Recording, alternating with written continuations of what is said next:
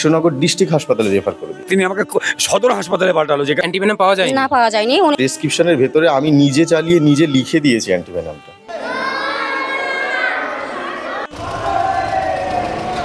দায়ী কে? বাচ্চাটার বয়স কত?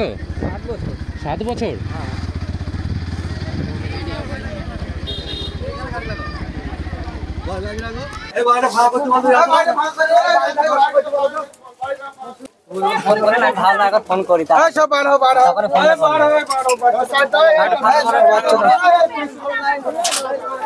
বন্ধুরা, এই মুহূর্তে আমরা খুব বাজে একটা সিচুয়েশনে রয়েছি। এইরকম সিচুয়েশনে আমরা চাই না। আমাদের ভিডিওগুলোর উদ্দেশ্য যে কারণে আমরা বানাই, যাতে সাপও বাঁচে আর সবার আগে মানুষ বাঁচে।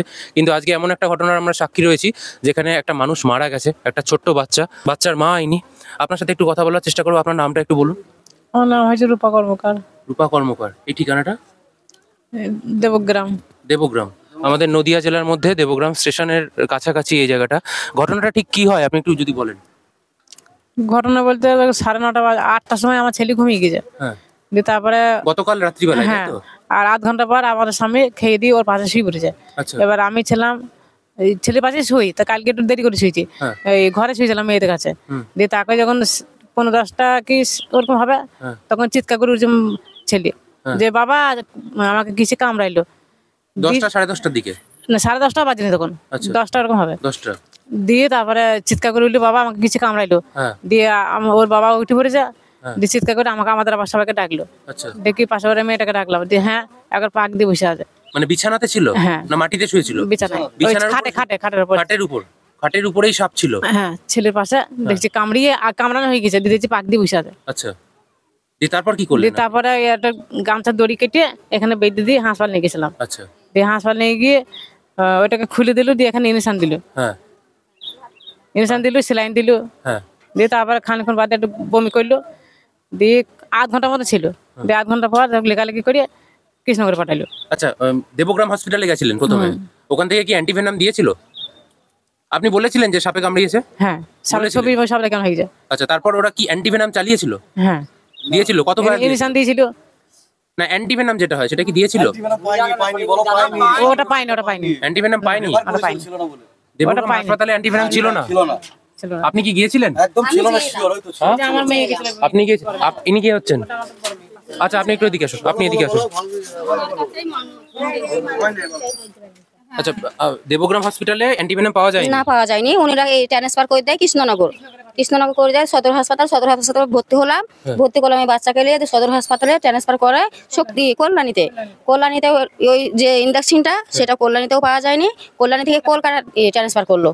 ঠিক আছে, মানে ট্রান্সফার করতে করতে এক রাতে মানে সারাটা রাত কেটে যায় কি একটা ইঞ্জেকশনের জন্য একটা ছেলের জীবনটা চলে যাচ্ছে। কিন্তু সরকার এমন একটা ব্যবস্থাকে ইঞ্জেকশনটাও পাওয়া যাচ্ছে না, টাকা দিয়েও কিনতে পাওয়া যাচ্ছে না। আচ্ছা, মারা যায় কখন? উনি মারা গিয়েছে সকাল 6:30টার সময়। তখন বাচ্চাটা কোথায়? বাচ্চাটা তখন হাসপাতালে কলকাতায়। এনআরএস এ? হ্যাঁ। অ্যাডমিট হয়নি? আমাদের সরকারি নিয়মেই রয়েছে, প্রত্যেকটা ভারতবর্ষের যে কোনো প্রান্তে যাবেন আপনি, যত গ্রামেই যান না কেন, প্রত্যেক সরকারি স্বাস্থ্যকেন্দ্রে অ্যান্টিভেনাম কিন্তু মজুদ থাকে এবং থাকা উচিত। আচ্ছা, তারপর কি পোস্টমর্টেম হয়েছে? না, পোস্টমর্টম হয়নি। এখনো পোস্টমর্টেম করেননি? বডি পোস্টমর্টেম করবেন না? না, পোস্টমর্টম করবো না, বাচ্চা ছেলে তাইতে বলেছে পোস্টমর্টম করা যাবে না। কিন্তু পোস্টমর্টেম করলে আপনারা এককালীন একটা আর্থিক সাহায্য সরকারের তরফ থেকে পেতেন। সরকারি সাহায্য ওরা ছুটির কারণে বলেছে বুধবারের দিন পোস্টমর্টম হবে। তা আজকে যে ডেট হয়েছে, বুধবার অবধি ফেলিয়ে রাখা কি সম্ভব নাকি? তার জন্য ওর বাবা দেখেছে যে মঙ্গল বুধবারে টাইম দিয়েছে, বিশ্বকর্মা পুজো রবিবার, আজকে সানডে। ঠিক আছে, তোর বাবা দেখেছে এতদিন কি আমার ডেড বডি পচাবো ওখানে? ওরা ডাক্তারকে বলে নিয়ে এসছে। তো ডেড বডি সৎকারের জন্য আমরা পঞ্চায়েতে গেছিলাম দেবগ্রামে, ওখান থেকে কাগজপত্র সবকিছু নিয়ে আসা হয়েছে। ওরা বলেছে যাও ওখানে, আর কোনো সমস্যা হবে না, বাস এইটুকু। কিন্তু দর্শক বন্ধু, আপনাদেরকেও আমি বলতে চাইবো যে সাপের কামড়ে যখনই পেশেন্ট মারা যায় তখন কিন্তু একটা আর্থিক সাহায্য পাওয়া যায় স্টেট গভর্নমেন্টের থেকে 1 লাখ এবং সেন্ট্রাল গভর্নমেন্ট থেকেও 1 লাখ। প্রধানও বলছিল পোস্টমর্টম করা দরকার ছিল, কিন্তু ওরা তো গাফিলাতির কারণে 3-4 দিন টাইম লাগাচ্ছে। কে রাখবে? আসলে এটা পুরোপুরি গাফিলতি, এটা সরকারি উদাসীনতা। এবং বুঝতে পারছেন গ্রাম বাংলায় অতটা এনারাও এখন ভেঙে পড়েছেন। মানে একটা বাড়িতে এরকম অঘটন ঘটলে যেটা হয় আর কি, মানে মানুষের কিন্তু ওই দিকে আর অতটা ধ্যান থাকে না যে কি করলে কি আমি আর্থিক সাহায্য পাবো বা অন্য কোনো ব্যাপার স্যাপার হবে, সেই দিকে মানুষ অতটা খেয়াল থাকে না। কিন্তু এগুলো প্রত্যেকটা দর্শক বন্ধুকে আমি অনুরোধ করবো, যখন এরকম ঘটনা ঘটবে, সাপের কামড়ে যখন মারা যাওয়ার ঘটনা ঘটবে, দয়া করে পোস্টমর্টেমটা করবেন আপনারা। আচ্ছা, আপনি বাচ্চার বাবা, আপনার নাম? আমার নাম বাপি নন্দন। বাপি নন্দন। বাপি নন্দন। সাপটা কি ছিল আপনি কি চিনেছেন? হ্যাঁ, চিনেছি, দেখেছি। আপনি যদি মনে করেন দেখবো তাহলে দেখাতেও পারি। দর্শক বন্ধুদেরকে একটু দেখিয়ে দে, এই যে এই সাপটা কামড়িয়েছে, হ্যাঁ, আপনারা আশা করি খুব ভালোভাবে বুঝতে পারছেন যে এটা একটা কালাত সাপ। বাচ্চার ওই কৃষ্ণগড় পর থেকে বাচ্চার নিঃশ্বাস নিতে কষ্ট হচ্ছিল, শ্বাসকষ্ট ছিল। তা শ্বাসকষ্টর মেশিনটা নাকি কৃষ্ণনগরে নাই। কৃষ্ণনগর থেকে আমাকে কল্যাণী ফায়ার করলো। অলরেডি বাচ্চার ওরকম হাল চলছে। কল্যাণীতে গিয়ে কল্যাণীর আধ ঘন্টা পরে সেই কৃষ্ণগড়ে যা করলো, দেবগ্রামে যা করলো, কল্যাণীতেও গিয়ে সেই ক্লিপগুলো বেশি 2-1টা করে ভরে দেওয়ার পরে তারাও আবার বলছে আমাদের সেই নিঃশ্বাস নেওয়ার মেশিন নেই, আপনাকে নীলরতন যেতে হবে। কল্যাণীর ডাক্তারবাবু আমাকে এই কথা বললেন। তাহলে যে আপনি বলছেন মমতা পরিষেবা দিচ্ছে, এই কি মমতা, এই কি পরিষেবা? আজকে যদি ওই ডাক্তারবাবুর একটা সন্তান মারা যেত তাহলে কি হতো? সত্যি মানে সরকারি পরিষেবা নিয়ে একটা উদাসীনতার প্রশ্ন তো অবশ্যই রয়ে যাচ্ছে বন্ধুরা, কিন্তু এই মুহূর্তে অবশ্যই এটা গাফিলতি, এটা গাফিলতি। এবং প্রত্যেকটা ট্রিটমেন্ট ডাক্তার ওরা ভুল করেছে। নাহলে আমার ছেলেটা এত তাড়াতাড়ি, সে ছেলেটা ভালো ছেলে হতে হতে সে ছেলেটা দিনের ঘন্টার পর ঘন্টা। কতক্ষণের মধ্যে হাসপাতালে গেছিলেন? আমি এখান থেকে 6 মিনিটের মাথায় গেছিলাম। ছেলেটাকে সাপে কামড়িয়েছে, আমি পাশে শুয়ে আছি, কপাল খারাপ যে আমাকে কামড়ায়নি। আমার পাশে আমার ছেলেটা দুটো লাথি মারলো। আমার যেই কি ব্যাপারে আমাকে লাথি মারলো কে বলে, আমি উঠে বসে পড়েছি। তাকে এই লাথি মারলি কেন? ছেলেটা দেখছি এখানে চুল কাটছে, তাকিয়ে দেখছি পাশে সাপ। সঙ্গে সঙ্গে সাপটা ছবি তুললাম, ছবিটা তুলে ডানাতে ফোনটা নিলাম, দাদি সাপটাকে কম মারতে গেলাম। আমার স্ত্রী বারণ করলো যে সাপটা মরে গেলে হয়তো আমার ছেলেটা মারা যাবে, সাপটাকে মেরেও না। সঙ্গে সঙ্গে আমাদের পাড়ার জনবাসী, পাড়ার প্রতিবেশীদের নিয়ে সঙ্গে সঙ্গে হাসপাতাল, পাড়ার লোকে বাদন পর্যন্ত দিয়ে দিল। সেই গ্রাম কালীগঞ্জের হাসপাতালে ডাক্তার তো বলতে পারতেন আপনি কালীগঞ্জ যান, আপনি বেতুয়া যান। সেটা তিনি আমাকে সদর হাসপাতালে পাঠালো, যেখানে বাচ্চাদের প্রসাব করানো হয়, সেই হাসপাতালে আমাকে দেবগ্রামে হাসপাতাল ডাক্তার পাঠানো। কেন? শক্তিনগরে রুগী সাপ দেখা রুগীর বেশি হয়, এ রুগীর বেশি হয়, সেই রুগীর বেশি হয় আমরা শুনেছি, কিন্তু সদরে বাচ্চার প্রসাবের করার রুগী বেশি হয়। সেখানে গিয়ে আমরা বাচ্চাটাকে ঢোকালো। 6টা বাজতে 3 মিনিট কি 4 মিনিট যখন ছেলের মুখ দিয়ে সুমনে ফ্যান বাড়িতে লাগলো, তখনই আমাকে বলছে এখান থেকে এমার্জেন্সি করে নীলতন নিয়ে যাও। এই জায়গাটা কামড়েছে, তাই তো? ওই যে আপনি যে ভিডিও করেছেন সাইলেন্স কিলার, ওই মাল।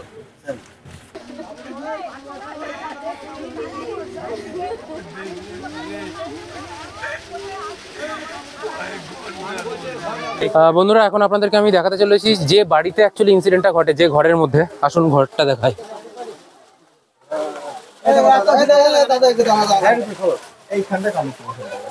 এই চৌকিটা পাটা ছিল, এর উপরে শুয়েছিল, ঠিক আছে, ঠিক এই জায়গাটা করে কামড়িয়েছিল।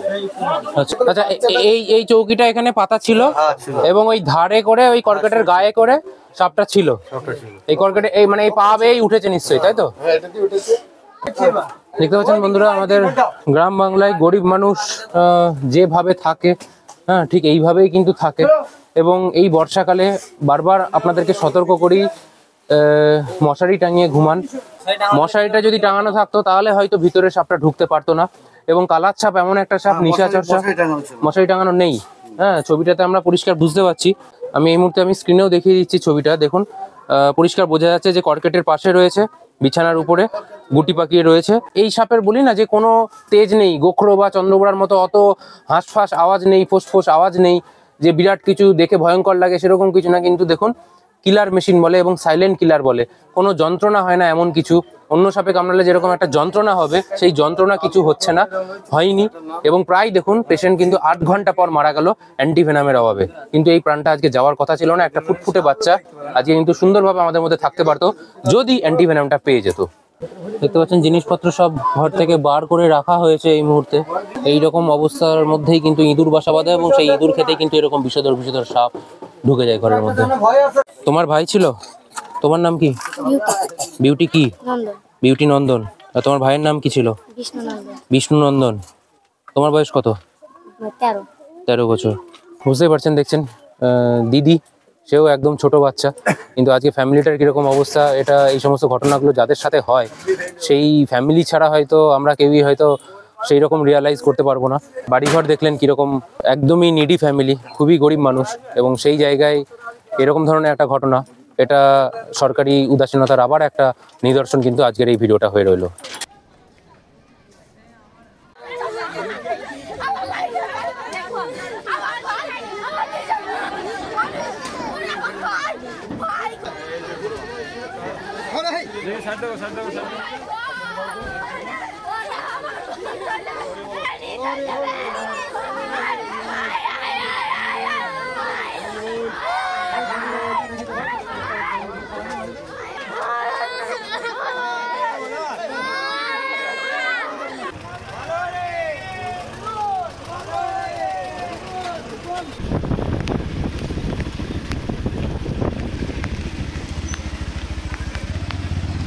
বন্ধুরা, এই মুহূর্তে আমরা দেবগ্রাম স্বাস্থ্য কেন্দ্রে আমরা হাজির হয়েছি।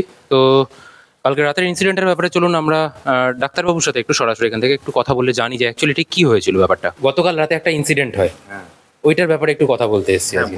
যে একটা বাচ্চা বিষ্ণু নন্দন সম্ভবত ঘটনাটা ঘটে, আপনি কি ছিলেন অন ডিউটি? কি হয়েছিল স্যার যদি একটু বলেন। অ্যাকচুয়ালি পেশেন্টটা আমার কাছে এসেছিল 11:15-20 নাগাদ। বাচ্চা পেশেন্ট, 7 বছর বয়স, দেবগ্রামেই বাড়ি। তো বেবিটা আসার পরে আমি তাকে এক্সামিন করলাম। টোটাল এক্সামিন করার পরে আমি বললাম যে কি হয়েছে না, তো ওর বাবা বললো যে ওখানে কি সাপে কামড়িয়েছে, এবং সেটার এক্স্যাক্ট টাইমটা তো ও ঠিকঠাক করে বলতে পারলো না। দিয়ে আমি বললাম যে কি সাপে কামড়িয়েছে আপনারা যদি জানেন বা বলতে পারেন সেটা একটু বললে ভালো। তো ভদ্রলোক আমাকে ওনার মোবাইলের স্ক্রিন দেখালো, দেখিয়ে সাপের ছবিটা দেখালো। এমতো অবস্থায় আপনার ওই খাট আর দেওয়ালের মাঝখানেই যে সাপটা ছিল সেটা আমি এক্স্যাক্ট ঠিক দেখতে পেয়েছি, কিন্তু অরিজিনালি বুঝতে পারলাম না। তবে সেটা স্নেক যে ছিল এটা শিওর কনফার্ম। দিয়ে তারপর আমি বাচ্চাটাকে এক্সামিন করলাম। বাচ্চাটা ভমিটিং করেছিল, তার একটু ঘুম ঘুম পাচ্ছিল এবং বমি বমি ভাবও পাচ্ছিল। তো এগুলো একটু নিউরোলজিক্যাল সিমটম আসে। তো খুব সম্ভবত নিউরোটক্সিক কোনো একটা সাপে ওকে কামড়েছে। সেটাকে দেখার পরে বাচ্চাটাকে আমি এক্সামিন করার পরে এখান থেকে দিদিমণি আর আমরা মিলে WBCT ভায়ালে করে ব্লাড টেস্ট করে তারপরে তার AVS অ্যান্টিভেনাম স্নেক অ্যান্টিভেনাম যে আমাদের ড্রাগটা আছে ওভারঅল অল ইন্ডিয়াতে মধ্যে যেটা, সেটা আমরা ওকে দিলাম। দেওয়ার পরে আমরা বাচ্চাটাকে খুব তাড়াতাড়ি এখান থেকে রেফার করে দিলাম হায়ার সেন্টারে, যাতে সেখানে গিয়ে সে ফার্দার ভালো ট্রিটমেন্টটা পেয়ে যাবে। আচ্ছা, এটুকু। এখান থেকে কখন ওরা বেরোয়? ওরাও এখান থেকে জাস্ট আমি যতটুকু মানে যত তাড়াতাড়ি পেরেছি, ধরুন 11:05-10 নাগাদ ও এসছিল। আমি AVSটা মোটামুটি 11:20-25-এর মধ্যে করে ফেললাম। 11:20-25-এর পরে ওরা এখান থেকে গাড়ি অ্যারেঞ্জ করে নিয়ে চলে গেল। এবার আমাদের এখানে দেবগ্রাম PEC তো আমাদের সরকারি গাড়ি অ্যাভেলেবেল নেই। তো আমরা বাইরে থেকে পেশেন্ট পার্টিকে বললাম যে ওনাদের ওখান থেকে একটা গাড়ি ভাড়া করে নিয়ে বাচ্চাটাকে নিয়ে যেন তাড়াতাড়ি চলে যায়। এবং আমার এখানের যারা আছে আর কি, তারা এত ভালো, তারা বাচ্চাটাকে নিয়ে কোনো রকম কোনো কনসেশন না নিয়ে বাচ্চাটাকে সরাসরি অক্সিজেন দিয়ে এখান থেকে রেফার করা হয়ে গেছে। কোথায় রেফার করেছিলেন? কৃষ্ণনগর ডিস্ট্রিক্ট হাসপাতাল। কিন্তু ওরা বলছে যে ওরা নাকি সদর হাসপাতালে গেছিল। কৃষ্ণনগর ডিস্ট্রিক্ট হাসপাতালে রেফার করে দিয়েছিল। হ্যাঁ, সেটা তো শক্তিনগরের রয়েছে। কিন্তু ওরা গেছিল সদর হাসপাতালে। আর সেটা তো ওরা কি করেছে আমি তো সেটা বলতে পারবো না। আচ্ছা, আর ওরা এটা অভিযোগ করছে যে এখান থেকে নাকি অ্যান্টিভেনাম দেওয়া হয়নি, সেটা বলছে। ওনাদের প্রেসক্রিপশনটাই হচ্ছে মেন ব্যাপার। প্রেসক্রিপশনের ভেতরে আমি নিজে চালিয়ে নিজে লিখে দিয়েছি অ্যান্টিভেনামটা, যে আমি দিয়েছি। আচ্ছা আচ্ছা। এবার ব্যাপারটা হচ্ছে স্যার, বাচ্চাটা মারা গেছে, আপনি খবর পেয়েছেন? আমি খবর পেয়েছি, বাচ্চাটা মারা গেছে। এটা খুবই বাজে কথা। আপনার কি মনে হয়, মানে 10 ভায়াল আপনারা এখান থেকে স্টার্ট করে চালিয়ে দিলেন? 10 ভায়ালটা আমরা স্টার্ট করে দিলাম, দিয়ে আমাদেরকে রেফার করে দিয়েছেন। একদম। এবার মানে বাচ্চাটা মারা গেল কেন, আমি এটাই জানতে চাইছি। নিউরোটক্সিক কারণে হয়তো মারা গেছে। রেসপিরেটরি মাসেলগুলো কোনো রকম নার্ভের আপনার হচ্ছে নিউরোটক্সিক সাপ যখন কামড়ায়, রেসপিরেটরি মাসেলগুলো যখন আপনার হচ্ছে কন্ট্রাকশনটা করে, সেক্ষেত্রে ওর শ্বাস নিতে অসুবিধা হয়। ফার্দার ট্রিটমেন্ট যেটা MD পিডিয়াট্রিক যেটা করবেন, তার উপরে তো আর আমরা কিছু বলতে পারবো না স্যার। হ্যাঁ, সে তো বটেই। এবার ওরা বলছে যে ভোর 6টা নাগাদ বাচ্চাটা মারা যায় এবং শেষ পর্যন্ত নাকি NRS-এ গেছিল, মানে কৃষ্ণনগরেও নাকি অ্যান্টিভেনাম পায়নি, কোথাও নাকি পায়নি। আমরা কিন্তু এখান থেকে বাচ্চাটাকে অ্যান্টিভেনাম দিয়ে পাঠিয়েছি স্যার। এরপরে ওখানে শক্তিনগরে কি হয়েছে সেটা তো আমরা জানি। ওরা শক্তিনগরে যায়নি, ওরা গেছে হচ্ছে সদর হাসপাতালে। তো সদর হাসপাতাল থেকে ওদেরকে শক্তিনগরের বলেছে হয়তো যেতে, কিন্তু ওরা শক্তিনগরেও যায়নি, ওরা সদর থেকে তারপর গেছে কল্যাণী। সেটা কল্যাণী থেকে NRS। সেটা স্যার আমার তো এরপরে তো আমি আর কিছু জানি না। আমি তো এইখান থেকে যতটুকু ওদেরকে ফ্যাসিলিটিটা দেওয়ার দরকার ততটুকু আমি ফ্যাসিলিটি দিয়ে ওদেরকে বলে পাঠিয়ে দিয়েছি। বুঝতে পেরেছেন তো? ঠিক আছে, ধন্যবাদ। আপনার নামটা? Doctor Rajdeep Sarkar. Okay, thank you. আপনাদেরকে বাবা মায়ের বক্তব্য শোনালাম, আবার আপনাদেরকে ডাক্তারের বক্তব্যও শোনালাম, এবং এইখান থেকে একটা বিষয় অন্তত পরিষ্কার হলো যে বাবা মায়ের মধ্যে হয়তো কিছু একটা ভুল বোঝাবুঝি হয়েছে।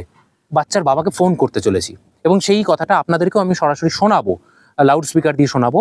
এই বাচ্চার জীবনটা যে চলে গেল তার জন্য দায়ী কে, এটা তো আমাদেরকে অবশ্যই ইনভেস্টিগেশন করতে হবে, এটা তো আমাদেরকে বার করতে হবে, কারণ মানুষের জীবন তো ছেলে খেলার ব্যাপার তো না। হয় বাবা মা দায়ী আর না হলে ডাক্তার দায়ী, ঠিক কে দায়ী? তো চলুন বাচ্চার বাবাকে একবার আমরা কল লাগাই এবং দেখা যাক উনি কি বলে। হ্যালো। হ্যাঁ নমস্কার দাদা। হ্যাঁ বলেন। আমি শাশ্বত বলছি, আপনাদের বাড়িতে গিয়েছিলাম আচ্ছা। বেথরডাহরি থেকে, বুঝতে পারছেন তো? হ্যাঁ হ্যাঁ বলেন বলেন। আপনাদের শরীর ভালো আছে তো? হ্যাঁ শরীর ভালো তো বলতে মানে ওই না মরে বেঁচে আছি আর কি, মানে বহুত একবার বিছানা কথা হয়ে গেছে। বলো যাই হোক বলো। সেটাই খুব স্বাভাবিক। যাই হোক, আমি ওই বিষয়ে আরেকটু কিছু জানতে চাইছি। আমার ভালো লাগছে না, কিন্তু তবু আপনাকে জানছি, মানে মাফ করবেন হ্যাঁ, যে ওই বিষয়ে আবার আমি একটু কথা বলছি। বলছি দাদা, আপনাদের বাড়ি থেকে বেরোনোর পর আমরা কিন্তু দেবগ্রাম হাসপাতালে গিয়েছিলাম, হ্যাঁ। এবং ওখানে যে ডাক্তারবাবু ছিলেন উনি নাকি কালকে রাতেও, মানে আগের দিন রাতেও ছিলেন, এবং উনি বললেন যেটা যে 10 ভায়াল অ্যান্টিভেনাম উনি চালিয়েছেন। 15টা দিয়েছে। হ্যাঁ 10 ভায়াল মতো বললো, যে 10টা অ্যান্টিভায়াল দেওয়া হয়েছে, এবং তারপর নাকি ওরা ওখান থেকে রেফার করে দিয়েছে জেলা হাসপাতাল, মানে যেটা শক্তিনগর হাসপাতাল। না না না না না আমাকে ডাইরেক্ট আমাকে বলেছে যে জেলা হাসপাতাল বলে যদি উল্লেখ থাকে সেই লাল কাগজ আমার কাছে আছে, জেলা হাসপাতাল বলে যদি উল্লেখ করতে তাহলে সেই অ্যাম্বুলেন্স কিন্তু ডাইরেক্ট আমাকে সদরে ঢোকাতো না। আর সেই অ্যাম্বুলেন্সের ড্রাইভারকে আমি জিজ্ঞেস করছি যে আমাকে সদরে কেন পাঠালো, তখন বলছে যেখানে পাঠিয়েছে সেখানে তো নিয়ে আসলাম। আচ্ছা, আপনি না হয় সদরে গেলেনও, ঠিক আছে, যাই হোক কিছু একটা হয়তো ভুল বোঝাবুঝি হয়েছে। তো সদরে কি ওরা বলেনি যে শক্তিনগরে নিয়ে যান আপনারা? কারণ সদর থেকে তো একটুখানি শক্তিনগরটা। ডাক্তার এম পাল আমাকে বলছে এই ওষুধটা আমাদের কাছে নাই, তোমাকে ইমিডিয়েটলি অ্যাম্বুলেন্স ভাড়া করে কল্যাণী নিয়ে যেতে হবে। মানে এটা সদর হাসপাতাল থেকে বললো? হ্যাঁ হ্যাঁ, ডক্টর এম পাল আমার সামনে বসে পেছনে যার নার্স বসে আছে, তিনি যদি আমাকে বলতেন যে আমি এমার্জেন্সি শক্তিনগরে নিয়ে যান, আমি শক্তিনগরে চলে যেতাম। ওরা শক্তিনগরে নিয়ে যাওয়ার কোনো কথাই বলেনি সদর থেকে? কোনো কথাই বলেন, ডাইরেক্ট কল্যাণী। আমি কল্যাণীর নামটা কি করে করছি, আমার কাছে পয়সা তখন শর্ট, আমি একজনের সঙ্গে ফোন থেকে পয়সা নিচ্ছি যে আমি আবার কল্যাণীতে অ্যাম্বুলেন্স ভাড়া নিয়ে যাবো, তাকে বলছি আমার ফোন পেতে পয়সা আমার কালকে দাদার কাছ থেকে পয়সা নিয়ে আমি তোকে দিয়ে দেবো। তাহলে আপনি আমাকে বলুন, আমি নিজে কেউ বলে যেতে 3000 4000 টাকা ভাড়া দিয়ে কল্যাণী যেতে চাই, যদি শক্তিনগরে আমার যে জিনিসটা হয়ে যাবে, আবার টাইমও কম পাবো, আমার ছেলেটা বেঁচেও যাবে, তাহলে আমি ইচ্ছা করতে যাবো আমার ছেলেটাকে মারার জন্য কল্যাণী? প্রথমে যদি সদরে না নিয়ে গিয়ে যদি শক্তিনগর, মানে আমাদের জেলা হাসপাতাল যেটা শক্তিনগর হাসপাতালে যদি আপনি ঢোকাতেন, তাহলে হয়তো বাচ্চাটা আজকে বেঁচে যেত।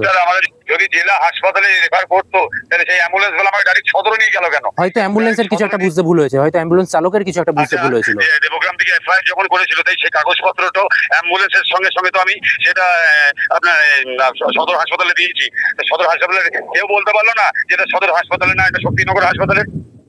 তাহলে বন্ধুরা ভীষণ কনফিউজিং একটা ব্যাপার আপনাদের সামনে কিন্তু তুলে ধরলাম। আমি মানলাম যে হয় অ্যাম্বুলেন্সের ভুল বা তার বাবা মায়ের ভুল, যারই ভুল হোক, ভুল করে ধরলাম যে সদর হাসপাতালে ঢুকে গেছে অ্যাম্বুলেন্স। তাহলে সদর হাসপাতালের তো উচিত ছিল তারা ওই সমস্ত কাগজপত্র কেন গ্র্যান্ট করলো? যদি কাগজে যদি রেফার টু জেলা হাসপাতাল লেখাই থাকে, তাহলে তো সদর হাসপাতালের উচিত হয়নি যে ওই কাগজপত্র গ্রহণ করে তাকে ওই পেশেন্টকে ট্রিটমেন্ট দেওয়া। এটা তো তাহলে সদর হাসপাতালের উচিত হয়নি। রেফার টু শক্তিনগর জেলা হাসপাতাল লেখা রয়েছে, আপনারা শক্তিনগর চলে যান, এখানে এর ট্রিটমেন্ট হবে না, এইটা তো বলা উচিত ছিল। আর যদি ওখানে রেফার টু সদর হাসপাতাল লেখা থাকে, তখনই কিন্তু সদর হাসপাতাল ওই কাগজ গ্রহণ করবে এবং ট্রিটমেন্ট স্টার্ট করবে। তাহলে কি ভুল ওই দেবগ্রামের যে ডাক্তারবাবু উনি কি ভুল করে তাহলে কি রেফার টু কৃষ্ণনগর সদর হাসপাতাল লিখে ফেলেছিলেন? এই একটা ধোঁয়াশা কিন্তু রয়ে গেল। আশা করব যে এই বিষয়টা নিয়ে উপযুক্ত কর্তৃপক্ষ এই ব্যাপারটা তদন্ত করবেন, এবং যেই হোক না কেন এই ঘটনার জন্য দায়ী সে উপযুক্ত শাস্তি পাবে, এটা আমরা এক্সপেক্ট করতেই পারি। কারণ একটা ফুটফুটে বাচ্চার জীবন নিয়ে খেলার অধিকার কিন্তু কারণ নেই। তাই যদি দেবগ্রামের ডাক্তারের যদি কোনো ভুল হয়ে থাকে, তারও কিন্তু ইমিডিয়েট তাকে ডিপার্টমেন্টাল শোকজ থেকে শুরু করে তার অন্যান্য তার এগেনস্টে যা যা অ্যাকশন নেওয়ার দরকার সেটা নেওয়া উচিত। বা যদি ভুল যদি সদর হাসপাতালের হয়ে থাকে, জেলা হাসপাতালের রেফারেন্সের কাগজপত্র থাকা সত্ত্বেও তারা কাগজপত্র গ্রহণ করে নিল এবং বাচ্চাটা ট্রিটমেন্ট স্টার্ট করে দিল, তাহলে কিন্তু সদর হাসপাতালেরও কিন্তু ফল্ট রয়েছে, যে কাগজে জেলা হাসপাতাল লেখা সত্ত্বেও সে সদর হাসপাতালে কিন্তু সে ভুলভাবে পেশেন্টটাকে ঢুকে নিল এবং ট্রিটমেন্ট স্টার্ট করলো। আপনারা শুনতে পেলেন যে সদর হাসপাতালেও ট্রিটমেন্ট হয়েছে, এবং যখন এই নেই ওই নেই বলেছে তখন ওরা কল্যাণী, কোথায় কল্যাণী, কৃষ্ণনগর থেকে কল্যাণী কতটা ডিস্টেন্স ভাবুন দেখি।